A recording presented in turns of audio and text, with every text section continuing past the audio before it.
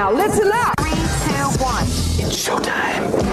That's great. This is ridiculous. 99.3 The Truth. You can't handle the truth. Right now. Ooh. That's the stupidest thing I ever heard. Let's do it. Hit it. It's time for Max World. And here we go. Everybody, let's get it started. Let's get it started. Call Matt 244-0077 or text 809-0993. It's showtime, everybody. Showtime. Exclusively on 99.3 The Truth. It's 7 minutes after 3 o'clock on the 10th day of August in the Lord's year 2016, third millennium of Jesus Christ. I'm J. Michael McCoy, and welcome to the Wednesday, the Hump Day edition of Max World Live. Wednesdays are Wednesdays more fun than any other day? 7.5%. Okay, Frank. If Fridays is 15, we'll just cut it in half, and it's 7.5% more fun. Yes. So then that would mean yesterday is 3 3/4. Yeah. And Monday, we have to Monday have one day no that's fun. just Monday's no fun. Yeah, Monday's the worst. Monday's. Well, we wasn't even here Monday. You know what? I'll be honest with you. Monday's one of my favorite days. No, really. Just coming back from the weekend, and I've got 3 days worth of news. There were 2 days worth of news, 3 days worth of news we haven't talked about. Church, sermons and messages and stuff. I don't know. It just takes an hour to warm up, so the second hour is even better. And do you know why Mondays Hold on. It takes who an hour to warm up? Me. Oh, you. My fingers are stiff, Well, why don't you come in here at 2 o'clock and play on your computer, and then you'll be right there at 3. Okay, I come in at 2:30 and play. All right. Go ahead, Frank. Mondays are so fun because you get to come in and see me. It's been a long, trying weekend, and you haven't had any of my tidbits of wisdom. Well, the truth of the matter is I do miss you, Frank, on the weekend. I call Bob every once in a while on the weekend to see if he wants to go out and do something, run around, or sometimes he doesn't want to, though. You're kind of stuck in the mud sometimes on the weekend. What's Bob's favorite answer? No. Yeah. All right, we're going to get right to it today. Coming up next hour, we have Ryan Jorgensen from Harvest Bible Chapel and his apologist gentleman who's going to be here. Well, that's coming up, I think, isn't it? Coming up here in the next couple of weeks. Their big conference on the weekend about apologetics. So anyway, we'll have them on the radio in the 4 o'clock hour, and we look forward to that. This hour is going to have to be audience participation because I don't believe we spent enough time yesterday on the state fair banning legal carrying of weapons into the fair. I'm just not sure how that's legal, but there must be something written in Iowa law that if you want to say no guns, you can do it because that's a public place. I see private places do it. Whenever I walk into a business and I see there are no guns allowed in here, unless it's an alcohol place. And maybe they're doing it at the state fair because there's so much alcohol drank in the evenings. So you're afraid that if they're carrying a weapon and they get a few drinks in them, they'll start shooting people? Well, that's putting it a little easily, but let's face it. The consumption of the overconsumption of alcohol changes the way people think. Yeah, but when's the last time somebody was shot at the state fair in one of the alcohol joints? I don't think it's never happened. I don't think there's ever been a shooting at the Iowa State Fair. Yeah, you kind of have to look at the track record because even though people were carrying all these years. I know. Well, that's why I want to talk about it with the audience. I really want your input because I'm not a gun carrier. I don't have a permit to carry. I don't want a permit to carry.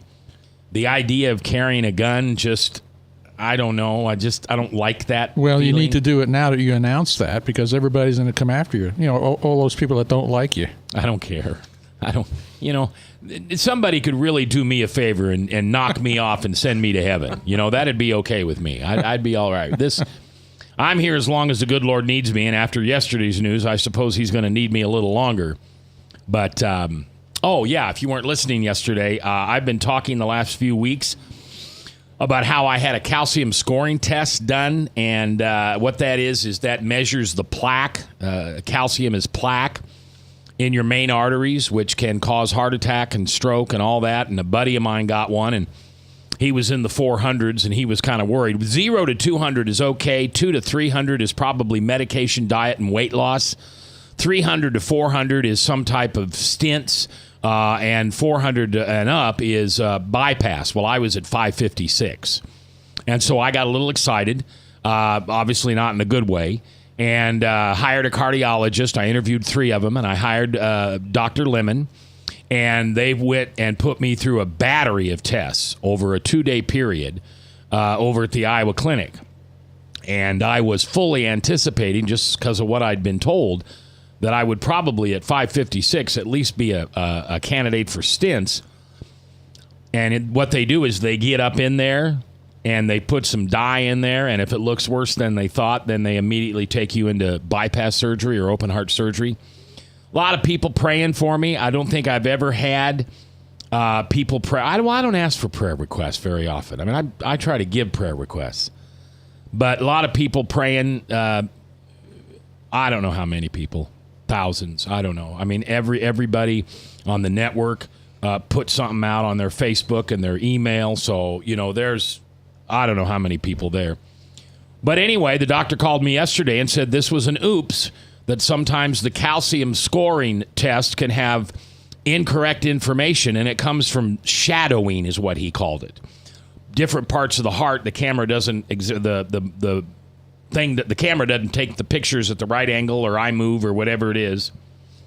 And I might have 12% blockage, and they were talking before 75 to 85%, and I might have 12. And I think the doctor said I have an abnormally healthy heart, which is really kind of strange considering the life I've put it through.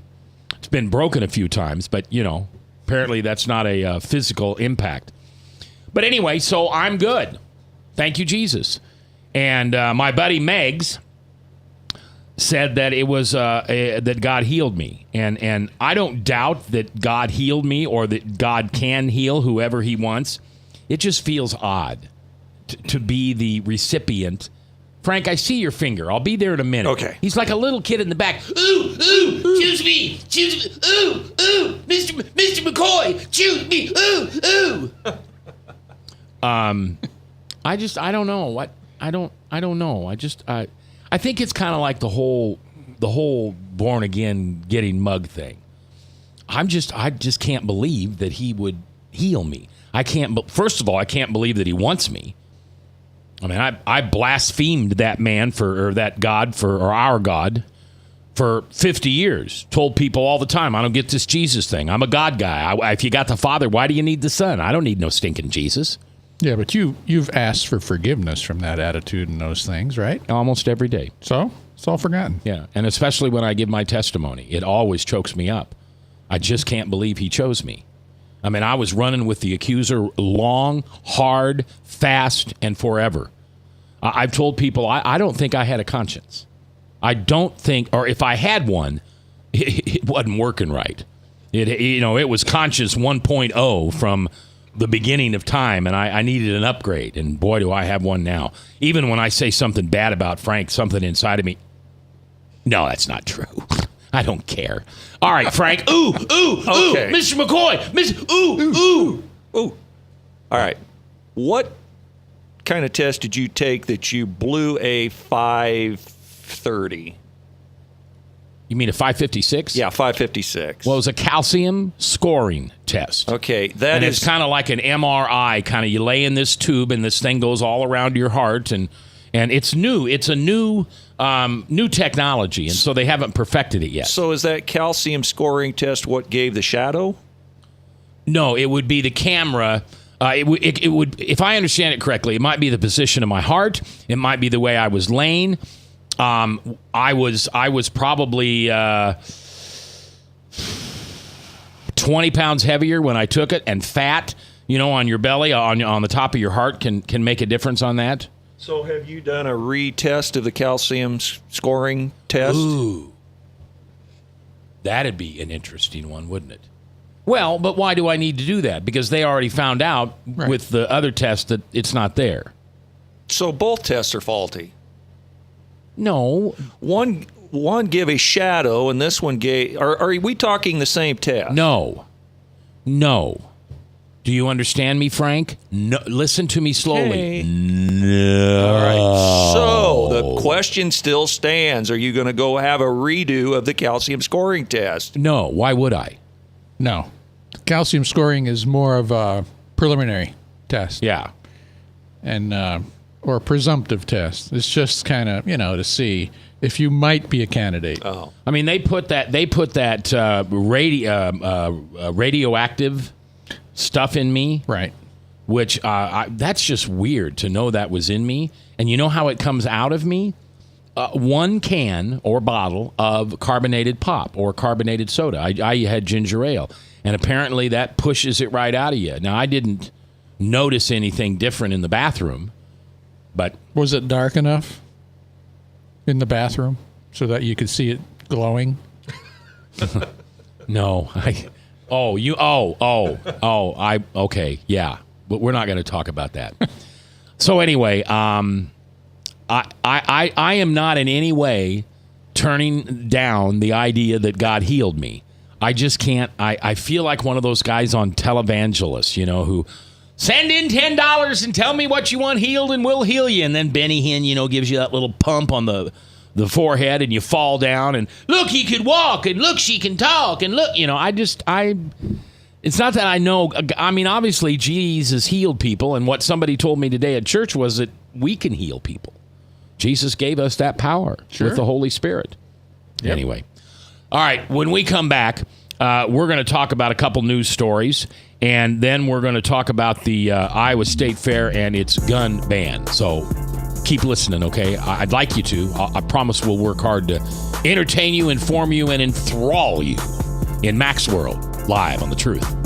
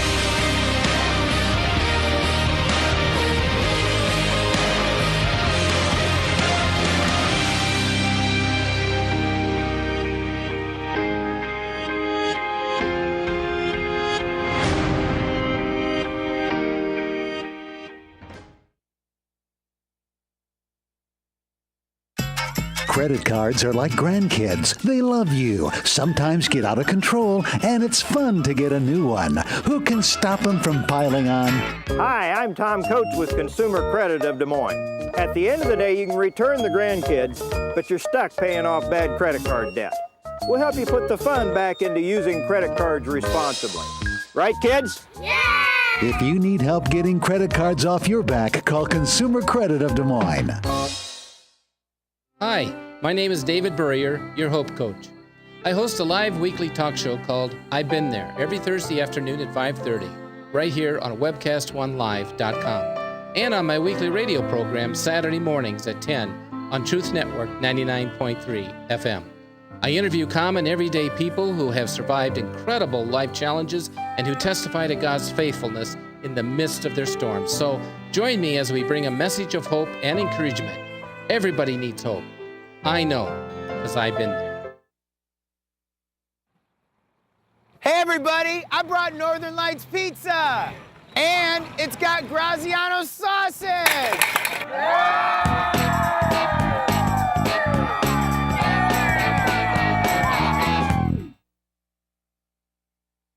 Rock and Prevention is celebrating 25 years of creating a caring community. We want to say thank you to the tens of thousands of Rock High School mentors that have carried our message of health, love, and encouragement to over 1.5 million children, teachers, and parents. Our mentors teach children methods and skills to prevent bullying and drug use. Thank you to all the school administrators, teachers, and counselors for their opportunity to serve you. Rock on, fair citizens, rock on! This is Pat McManus for Rock and Prevention, the Richard O. Jacobson Foundation, and this station. From the RE/MAX Real Estate Concept Studios, this is Webcast One Live. From the RE/MAX Real Estate Concept Studios, this is Webcast One Live. 21 minutes after 3 o'clock here in Germany. I'm Horst Offen. Welcome to the show. That's a bad German imitation. I'm not even going to try that again. 10th day of August, Lord's year 2016. I just feel I'm kind of giddy today. Why are you giddy? Well, it's because of my test yesterday coming back. I mean, I've been just absolutely knowing that I'm going to have an elephant sit on my chest one of these days and go in under the knife, and then I'm going to, have to be one of those people that. Because if I'm going to get this thing fixed, well, never mind. So I'm giddy because. And you're so giddy, you went out and treated yourself to something today. No, it was yesterday. Oh, yesterday. Yeah, Jill and Randy King. The only shoes I have are formal shoes. Now, anybody who knows me knows that I wear dress shorts. So shorts, but they're black, right, and they're dress shorts. And I always wear a black shirt with either the station logo on it or something from church. And so I began to think maybe I looked a little dorky. Luke Tim tells me I look dorky sometimes because I had these formal black shoes. Uh-huh. And so Jill found 60% off on a pair of Tenny runners. And apparently they're a good brand name. K-Swiss? I don't know. Yeah. But and then I put a picture of them. I got to church this morning. Oh, it was terrible. I got to church this morning at like 5:30. I was really early. So I went into the prayer room, spent a little time with the Lord. And I was sitting there, and I decided to put my feet up on this table that had a cross on it so I could say I started my day at the foot of the cross. With my feet. But now here's the key. Uh-oh. We have a key. They're walking shoes. Yes, they are. For exercise. Yes, they are. Because I need to move more. I'm not, I've lost 34 pounds since this whole thing started. And I've eaten 2 pieces of red meat in 3 months. And that was when I went down to Brian Leach's, and he loves to grill out. Otherwise, I've been eating like a rabbit. I mean, literally. I go to Hy-Vee salad bar almost every day. It's $7.13. I get a glass of water. I fill it a couple times, and I just get all that good salad stuff. I don't use salad dressing. Usually put a little cottage cheese on the top, but I've been told that I shouldn't have dairy because calcium comes from dairy. So I'm going to stop doing that, but I don't.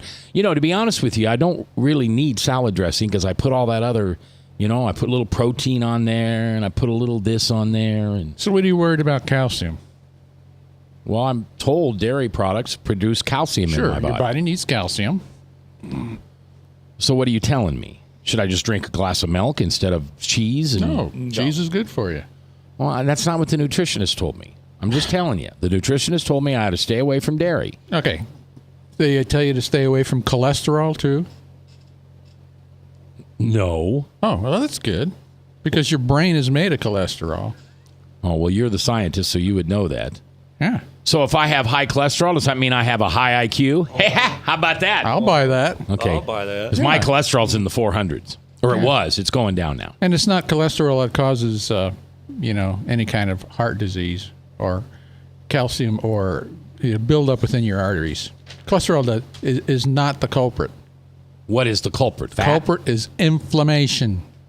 Inflammation? Inflammation, yes. When your veins become inflamed, then your body automatically will send cholesterol to be as a patch, like a Band-Aid inside, so it doesn't burst.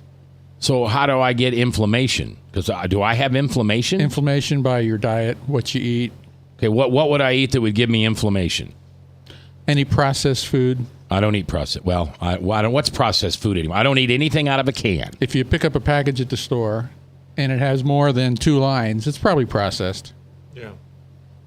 So if I go to the salad bar, is that processed food? Could be, but you're not using the salad dressing, correct? No. Or the cheese could be fake. Fake cheese? Sure.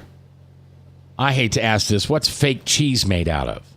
Usually some kind of oil. Yeah. And so, see, sometimes you don't know what you're getting because they try to cut costs, and so they use fake food. So that's the danger when you eat out. You really don't know what you're eating. Right, Jeb? See, Jeb knows. Sure. Sure.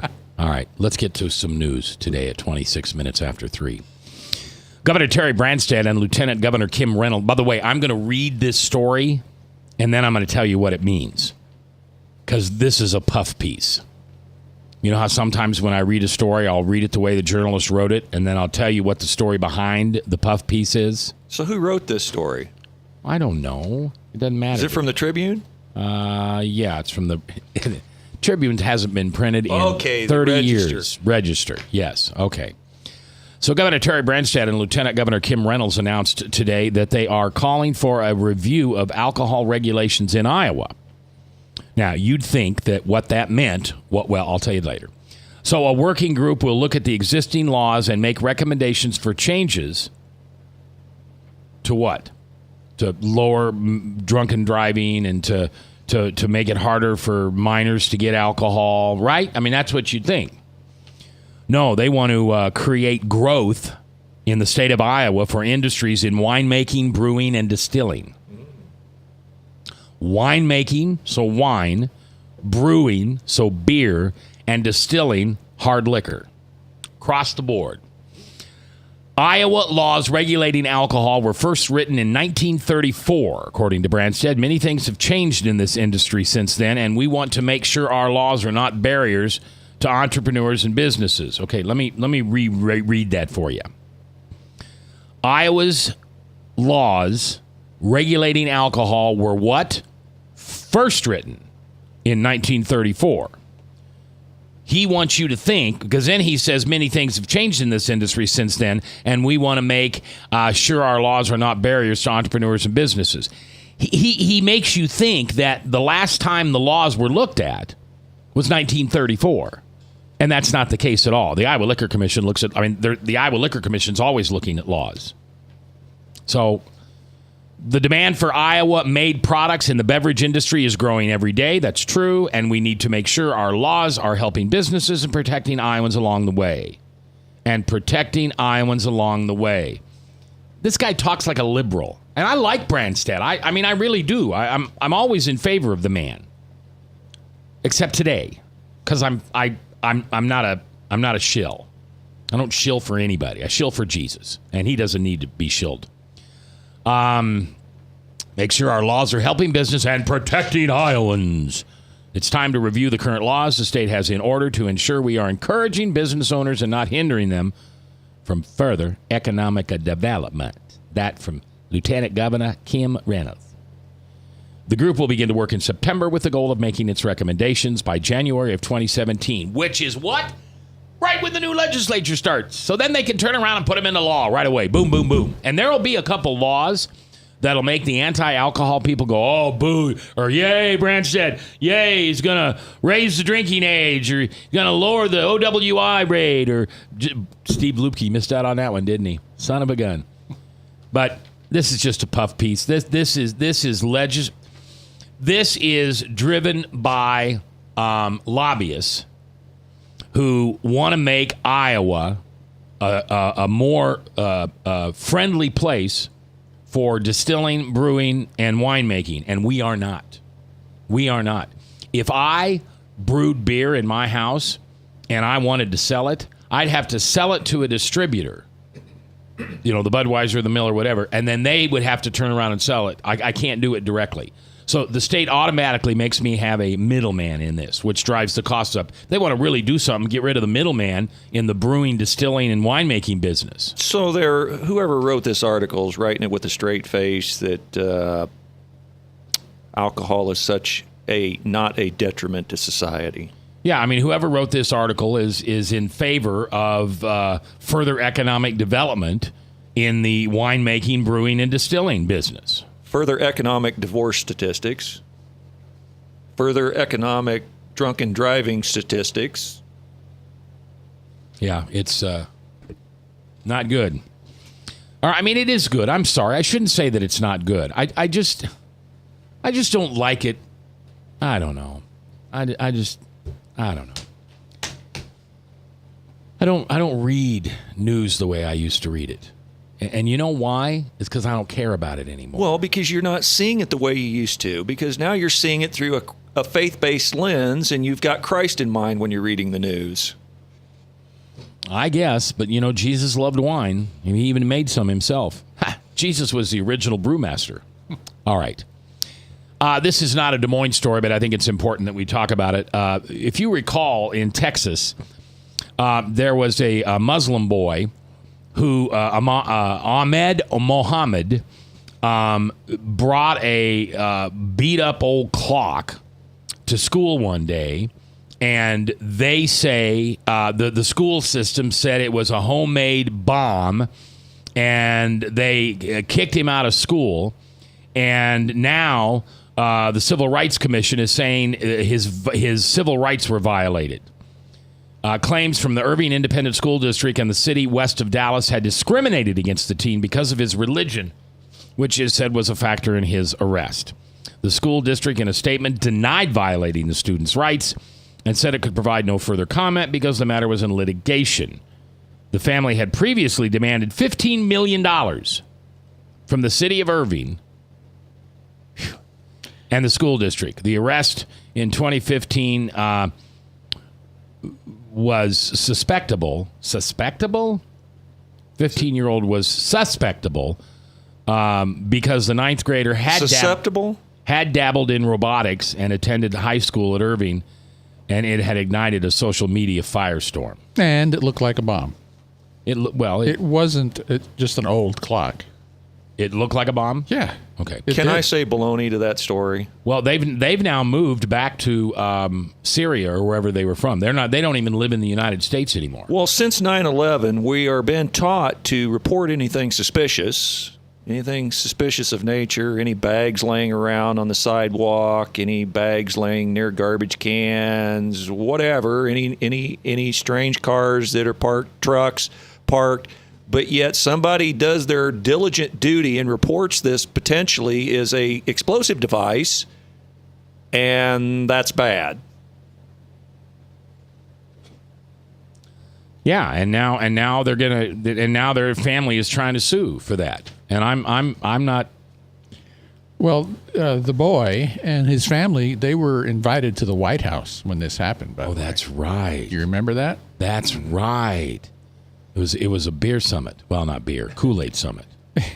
Muslims don't drink. Although you got to walk into some bars in downtown Des Moines about midnight, you'll find that's not true. That's not on my bucket list. All right. So Bob, what do you think of this story? You mean the fact that they're suing? Yeah. I think it's ridiculous, of course. And it's going to be up to a judge to decide that it is ridiculous. Okay. But again, our good old President Obama put his thumb on the scale of justice by inviting the kid to the White House, right? That doesn't help as far as the legal system goes, because that's a sign of approval when that happens, when they invite you to the White House. That's how I see it. How about you, Frank? Yeah, I see it the same way, Bob. That's what I thought. Okay. We're going to take a break. When we come back, we're going to talk a little bit about this gun thing out at the State Fair. If you've got any thoughts on it, get ready to call in, 515-244-0077, or you can text to the Service Legends Truth text line at 515-809-0993. I want to know what you think. Maybe I'm wrong on this. I think this is outrageous. I think it's against the Second Amendment, and I don't understand why we're doing it. I mean, we haven't had any events, but let's you and I talk about it, okay? Northern Lights Pizza's amazing garlic butter makes amazing breadsticks. Now available in 12-ounce bottles at Northern Lights, Hy-Vee, and Graziano's. Northern Lights Pizza. I'm Brian Leach, owner of Service Legends, and my position is Chief Talent Officer. I'm Nicholas Wonderscheid. I am Bernie Homs. And I'm the Service Manager. Marketing Director and Client Relations Manager. Everything that we do is about ensuring that we exceed your expectations. Our clients are important to us. 100% satisfaction. We're not just focused on heating and cooling. That's the easiest part of our job, actually, is fixing furnaces and air conditioners. Everyone that we come in touch with, we want to improve lives. Bottom line is, we've got our installation guarantees, 25% energy savings guarantee, comfort guarantee, temperature selection guarantee, property protection guarantee. 100% satisfaction guaranteed. Fixed rate or it's free. All of those guarantees are backed up with a 100% money-back guarantee to hold ourselves accountable to making sure that you get what you're after. Just fixing the problem today. If they have another problem 5 days down the road, it's still fixed right or it's free. We use what's called straightforward pricing. Our technicians are going to give you an exact to-the-penny price on what it's going to take before they move forward with any repair. That way you know what to expect. It's the same price every day. No surprises. If you get off work at 5 o'clock in the afternoon, you come home, you realize that, oh, my furnace is broken. Now you need to call somebody out that night. You shouldn't have to pay more for that. We're guaranteeing service 24/7. We run afternoons, evenings, nights, weekends. We're staffed to work that. Phone rings at 3 in the morning. You'll get one of our representatives answering the phone every time. We're not sending you out to Timbuktu in some call center. It's our Service Legend team members, our mission control team. I'll take a call anytime. And then they answer the phones the same way during the day as they do at night. It's a great day at your service company. How can we make you smile? That's the only way to provide true 24-hour service. When you're able to let somebody actually live in their home safely when they weren't able to do that before, where they don't have to stay up at night and worry about, is the heat going to come back on? Are we going to freeze the pipes? Is the baby in the room next door going to be sick because they got too cold? When you're able to help somebody overcome challenges like that, that's impacting a life. That makes a difference. I get goosebumps thinking about it. I love the team. I love the people that I work with. We have fun, but we work hard. I call them my ambassadors of legendary service. If you could just envision what that is, that's who we're sending to your home. They literally will call in, pick up the phone and call and say, hey, I want to talk to your manager. And I get on the phone, they're like, that technician that was at my house was the greatest technician ever. That's cool to me. We want to brighten people's days. Every person that we have going into the house has gone through an extensive background check. Drug testing, we have a very thorough interview process that 1 out of 140 people make it through. If we promise you something, that's what you're going to get, no matter what. We're here when you need us to protect the safety and comfort of your family. If you're not happy, we're going to make it right. If we're willing to put 100% money-back guarantee on what we do, what type of work do you think we do? Give us a call. We're there for you 24/7, 365 days a year. Enough said. From the RE/MAX Real Estate Concept Studios, this is Webcast One Live.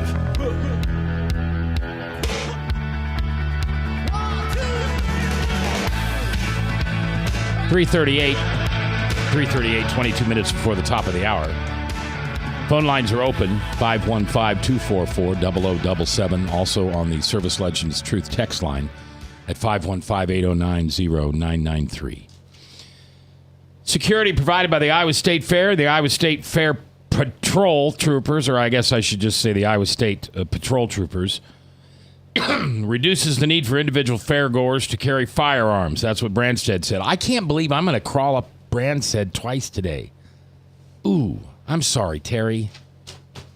Well, you know what? Let's change this. I don't need to make this about Branstad, because this is about the State Fair Board.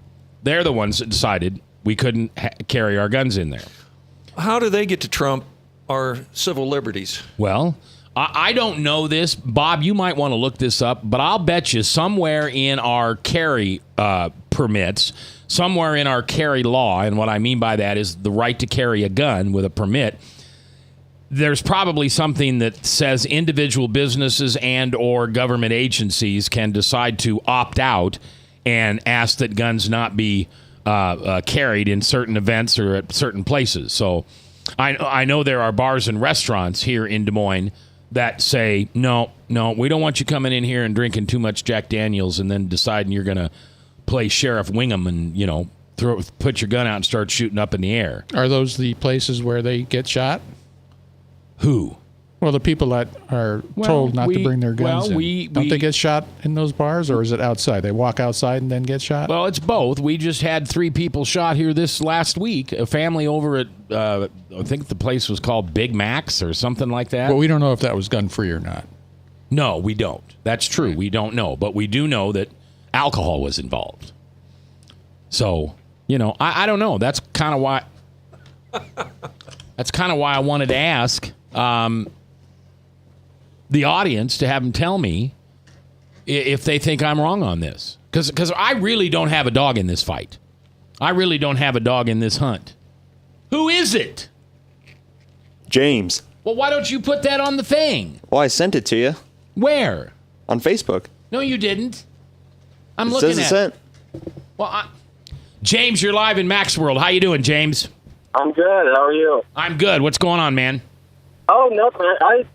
I think that we should be able to carry our guns safe there personally. Hold on. Say that again. I couldn't understand you. We should be able to carry our guns on the fairgrounds. If we're going to be a responsible owner, you're not going to harm anybody. If you're not breaking the law, you're not going to go out there and shoot anybody. I don't know. If you're a responsible gun owner, you should be able to carry, in my opinion. I agree. Yeah, I mean, I don't know how the Second Amendment is not being trashed here. It really is. Now, do you know, did they have the same rule last year? I don't know. What I heard from somebody was this has only become an issue to the Fair Board because there have been threats and so many attacks on places that would have never been attacked in America before. I mean, you got to admit, this last year, I guess you got to go back a couple years to get to the Boston Marathon, and then you've got San Bernardino, and then you've got down in, Fort Worth, Florida. Everybody's in arms. I know a friend of mine runs a, what do you call it? She runs the association that includes all the stadiums in the country, the professional football and baseball stadiums. And this has been a topic of conversation for those folks all year long. They've got a concern that their security isn't good enough to stop ISIS or something like that from coming in. But ISIS doesn't come in out of helicopters coming down ropes with machine guns and machetes. They come in one at a time, maybe two at a time. And those people totally expect to die. Okay, so here's my question. I don't know if you guys remember, what was it, 2010, they classified it Beat Whitey Night. I don't know if you remember that at the Iowa State Fair. Yeah, Beat Whitey Night. Yeah, multiple individuals got injured. Where were the cops when all these people were getting jumped in the parking lots, getting jumped in these places? So what would happen if there's not a police officer around and somebody did decide to go, terrorist on everybody and start shooting? Wouldn't it be beneficial to have somebody, that has taken the time to personally train themselves, maybe defend themselves in a parking lot? But you have to remember, James, that the liberals want bigger government and less action by the people. Conservatives want to keep the government out of most of what we do and be able to regulate ourselves based on the Second Amendment, the First and Second Amendment. Yeah, it's that. I was listening to an individual, John Lott. I'm not sure if you're familiar with any of his work at all, but he's a huge advocate for gun rights. He just had a new book come out here recently that I just ordered. I haven't read it yet, but it's supposed to be a phenomenal read. Talking about the exact thing about liberalism and how they're trying to pursue complete control over firearms for nonsense, pretty much. You said James Mott? No, John Lott. Oh, John Lott. Yeah, Lott is the last name. Okay. All right, man, I'll look him up. Yeah, he's got a few decent books out there. Like I say, just released one here recently. I actually just ordered it online today, so hopefully it'll be a decent read. Hopefully. All right, James, man, thanks for listening and thanks for calling in. I appreciate you listening to 99.3 The Truth. You were going to say something? Well, I was going to say, hi, everybody. Sorry I couldn't be in the studio a little bit earlier. I didn't tell anybody you weren't here. I've been here the whole time, just quiet. Nobody missed you, yeah. Yeah, nobody missed me. I missed myself driving in the car. Couldn't listen to myself. It was really disturbing. No, hey, all kidding aside, something to think about, and I'm not saying I'm for this, but something to think about is you've got a large mass of people and more guns in that place. Does it ever get to be like screaming fire in a crowded room? You can yell fire. Freedom of speech allows you to run and yell fire most of the time. But if you're in a crowded building, if you're in a movie theater, that kind of thing, the idea against shouting fire is because you create panic and people can get harmed. If the average person, a non-law enforcement person, has a gun at the fair, people are going to panic, whether that person has a license or not. If Bob's walking down the fairgrounds going to get his funnel cake and he shows his gun some way, people are going to panic. And you've got large crowds of people that are going to panic. A lot of people that probably don't understand. Can create chaos in that way. By the way, I would never be walking down the state fairgrounds to get a funnel cake. No. Okay, What would you? Would you get a Wonder Bar? What are you going to get? I don't think so. What are you going to get? Probably a pork chop on a stick. Pork chop, Sorry, something Frank. healthy. Something healthy. You know what I mean? I mean, what do you get what I'm saying, Jeb? I'm not being against guns. I'm saying that there's a general atmosphere that can be changed. It's Why not would like it be any different than having the gun in a grocery store? What would make the state fair special that people would panic as opposed to any other public gathering?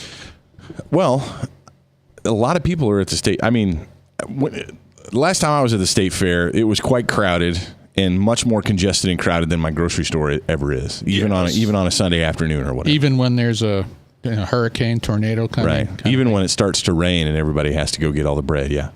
You know what I mean? Like there's just it's tight. People are up against each other in really close proximity. That's just something to think about. But I found it interesting. I was reading the Des Moines Register article there while James was talking. So I apologize if I missed some of the great points James made. But the way the Des Moines Register seems to point to this is that this is not new. This has been the long-standing policy. And I have it in writing right here in front of me. That it's been that way. It's the Iowa Code 371-2.5, Public Safety, Weapons, State Fairgrounds. The carrying or possession by any person other than a peace officer of any weapon shall, such as a dirk, D-A-R-K, dagger, hunting knife, buck knife, switchblade, or any knife with a blade of 3 inches in length or longer, pistol, revolver, rifle, shotgun, pellet, or BB gun, billy jack, billy club, or any other weapon is prohibited. We get the point. So that's always been the law, which goes against the Iowa right to carry law. All right, we're coming back. It's your voice I want to hear, 515-244. 0077, also the Service Legends Truth text line at 515-809-0993. We're live in Mac's World on the Truth. From the RE/MAX Real Estate Concept Studios, this is Webcast One Live. Credit cards are like grandkids. They love you, sometimes get out of control, and it's fun to get a new one. Who can stop them from piling on? Hi, I'm Tom Coates with Consumer Credit of Des Moines. At the end of the day, you can return the grandkids, but you're stuck paying off bad credit card debt. We'll help you put the fun back into using credit cards responsibly. Right, kids? Yeah! If you need help getting credit cards off your back, call Consumer Credit of Des Moines. Rockton Prevention is celebrating 25 years of creating a caring community. We want to say thank you to the tens of thousands of Rock High School mentors that have carried our message of health, love, and encouragement to over 1.5 million children, teachers, and parents. Our mentors teach children methods and skills to prevent bullying and drug use. Thank you to all the school administrators, teachers, and counselors for their opportunity to serve you. Rock on, fair citizens, rock on! This is Pat McManus for Rockton Prevention, the Richard O. Jacobson Foundation, and this station. Northern Lights Pizza, your home of the tasty crust. Our garlic butter sauce now available in 12-ounce bottles at Northern Lights, Hy-Vee, and Graziano's. Northern Lights Pizza. Hi, my name is David Burrier, your Hope Coach. I host a live weekly talk show called I've Been There every Thursday afternoon at 5:30, right here on webcast1live.com, and on my weekly radio program Saturday mornings at 10 on Truth Network 99.3 FM. I interview common everyday people who have survived incredible life challenges and who testify to God's faithfulness in the midst of their storms. So join me as we bring a message of hope and encouragement. Everybody needs hope. I know, because I've been there. From the RE/MAX Real Estate Concept Studios, this is Webcast One Live. From the RE/MAX Real Estate Concept Studios, this is Webcast One Live.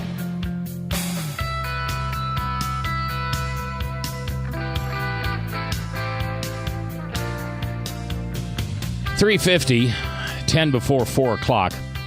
Coming up next hour, Ryan Jorgensen from Harvest Bible Chapel and the gentleman that's going to come in and do the Apologetics Conference here in a couple of weeks at Harvest.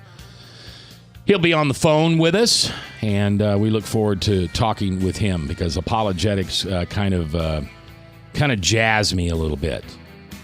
Although I may have moved past that now that I think about it. Because, there was a while there that I kind of struggled with, is it my job to defend the gospel or to simply proclaim it? And we talked about that with a lot of people. Well, it was probably a couple of years ago. And it was based around the gay rights issues. And I didn't know whether I had a responsibility to my Father in heaven to use this platform as a way to defend the gospel or to simply proclaim it. And of course, there's a fine line there when you're a talk radio host, and there's issues within our society, our community, that simply need to be discussed. But it was Pastor Richard who came to me and said, God's a big dude. He can defend himself. That was his answer in an email. And I thought, yep, I like that. Isn't proclaiming it kind of defending it?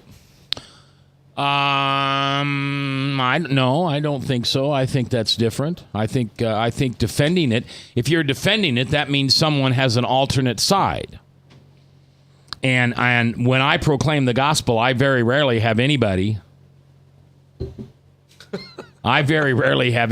who's sitting at the other side of me who doesn't believe that the gospel is just that, the gospel. I switched the camera, I swear. You did? Okay, good. Thank you. So I don't know. I don't know. But apologetics is the art, if I might, of defending the gospel. And you got to be really, really smart to be an apologist. So would you say that Hank, the Bible Answer Man, is an apologist? Yeah, he would be an apologist. Anybody who is ready to give an answer for the faith is an apologist. You don't have to be really, really smart. I heard a really smart individual or a bright individual point out that how do you know the difference between a counterfeit and the real thing, right? If the who checks for fake money? The FBI. The FBI. Okay. So if the FBI, the person who's responsible for the counterfeit money, in order for him to make sure that money coming across the table was authentic, he could do one of two things. He could study every kind of counterfeiting process out there known to man. And then what would happen is someone would come up with a counterfeiting process that he'd never experienced before, and it might dupe him. Or he could get really, really, really familiar with the true money, what money currency is supposed to look like, get intimately familiar with what a real $100 bill looks like or what real American currency looks like. So if anytime he sees something that is astray from the truth, the accurate one, then he knows it's a fake. So that way you can come up with new kinds of fakes all the time, but because the person knows what the real thing looks like, they're never going to be duped. So a Christian can do the same thing. All we need to do is make sure that we're studying God's word, that our eyes are fixed on Jesus, and that if we hear something and we don't know if it's true or not, we go to the scriptures because we know the scriptures are true. So that's possible for anybody. That you could do that, Mac. Bob can do that. Shoot, even Frank could do that. He doesn't, but even Frank could do that, and he could know the truth. Frank doesn't what? Doesn't go to the scriptures to know if something's true. What does he do? He just makes stuff up. Oh, that's good. I'm just teasing. I'm have sorry. to be on Frank's side there. I think. No, I really respect. That was subtle. I tried to sneak that in, and you can't get by me. No, you're. Well, I was hoping you were paying attention to something else. You can't get by with that. I thought today's day and age with the cloud and everything, you can't get by with that. Not with the cloud. Not with the cloud. I got the cloud now. You can't get away with anything. But no, that's a real admonition. And if you're not, whoa, back up. That's a big word for me. Encouragement. I would encourage people to just study the real thing, and you'll be protected against false. Excuse me, Craig Ellingson said the other day in a Bible study. Nothing. I'm sorry. I have an active imagination. Had nothing to do with what you said. I apologize. All right. Craig is wonderful. Hey, Craig. How's it going? Craig's not listening. He's back in Sturgis. Oh. He got away for his first vacation since Brandon passed away over 2 years ago, so he's just having fun up in Sturgis. I know Craig's got the app, so he can listen anywhere in the world with the Truth Network app. Hi, Craig. How are you? Everything's good in Sturgis. So when and I'm going to need some help on terms here, but when you build a house, you build the four walls. And then you add these triangle things. Trusses. There you go.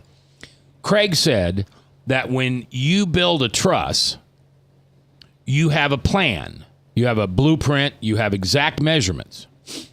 When you build the next truss, you build it just like the first one.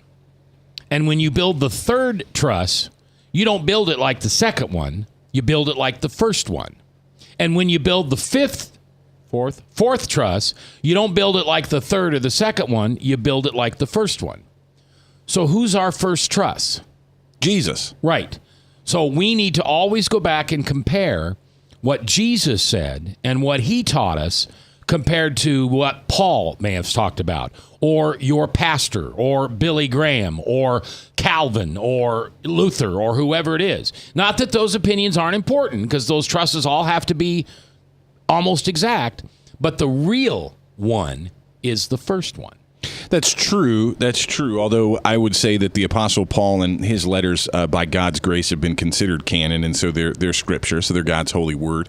And that was confirmed actually by not Paul. He didn't claim them to be God's word. I believe it was Peter who acknowledged that the writings of Paul were God's word, and vice versa. Oh no! They alluded to one another. Paul talked about. I don't know off the top of my head. I think it's in Romans. I think Paul talked about the fact that he was, he got, I know exactly where it was. It's, no, I don't know exactly. Maybe in Acts? No. Anyway, Paul talks about the fact that it's not he who is speaking, but it is the Lord Jesus Christ speaking through his Father in heaven. These are the things I write. I'm in too many Bible studies, so I don't know, but it would have been Hebrews, Acts, or Galatians, because those are the three that I'm in right now. Either way, the New Testament is, and the letters of Paul and Peter are God's word as well. So, okay, we're coming up on the top of the hour. Ryan Jorgensen from Harvest Bible Chapel should be in, and also have his apologist on the phone. And we will talk about apologetics. No. Saying I'm sorry a lot.